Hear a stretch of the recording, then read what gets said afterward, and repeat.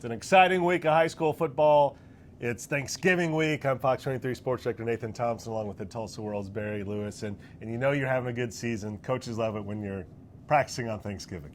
Yes, because that means you're having a really good season. That's the goal of every team coming into the year, is to be practicing on Thanksgiving. And those Thanksgiving practices, a lot of them are usually early in the morning. I know Jenks is going at 7 a.m.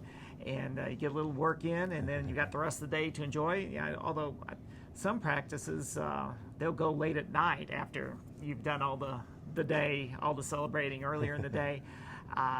You get a little work in, and there's a little more urgency to do some work if you're playing on Friday as opposed to the 6A teams who this is their bye week. But even for those teams playing this week, you get most of your work done by Wednesday, because the Thursday practice, while you get a little work in, it's about more than just football. It's about having alumni coming back. It's about celebrating the holiday with your teammates. And it's about families. A lot of instances, families are invited to come to the practice and be a part of everything. So it's really a family time, and a really good time if you're still alive playing football at this time of the year. Definitely. And let's talk about the big games this week. Tuesday edition of the Tulsa World, Barry Lewis's top 5 area games. You can also get on okprepsextra.com. And if you're wondering, we're not going to be talking about Class 6A1 and 6A2 this week because they don't play this week. They're on a bye. Those state title games are next week. So your top game, and man, what a game this is. People looking forward to it. Class 3A semifinals. Lincoln Christian undefeated, ranked number 2. Heritage Hall undefeated, ranked number 1. Square it off at Cushing Stadium. This feels like a state championship game, although Verdigris and Plainview will disagree with that. But these are the two teams who have dominated 3A this year. Heritage Hall is the defending champion. They defeated Lincoln pretty substantially last year in the semifinals, so you know Lincoln will want revenge. I think Lincoln has been a little bit more dominating this year than Heritage Hall has been, so I think this may be Lincoln's time to break through against Heritage Hall for the first time. And then game number 2 on your list is the Fox 23 game of the week. It'll be at Allen Trimble Stadium there at Jenks.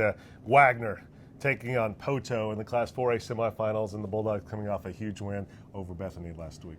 Yes, Poto's got the best defense in 4A, but Wagner's got 4 gold balls in this decade, and that counts for something. That winning legacy, winning tradition helps you win games like Wagner did last week, coming back in the fourth quarter against top-ranked Bethany on the road. And then it's game number 3. It's rivalry time in Class 5A. Bishop Kelly taking on OKC McGinnis. McGinnis won this game in the regular season pretty handily, but Bishop Kelly's really rolling along now after having a lot of injury problems in the regular season. Yes, Bishop Kelly's defense is really peaking. They've allowed only 1 touchdown over the first 2 rounds. We all expected, or most of us expected, Bishop Kelly to be in the semifinals this year, but what a road they took to get to the semifinals because they encountered so many devastating injuries to key players early in the year. That's one of the reasons why they lost by 4 touchdowns to McGinnis earlier this season. But as you said, they're rolling now, and I think they're going to give McGinnis a much closer game this time than in week 2. And game number 4, we go back to Class 3A, the semifinal showdown between Verdigris and Plainview, and the Cardinals really finished this season strong. First trip ever to the semifinals. They beat Berry Hill in the last game of the regular season. They're playing some good football.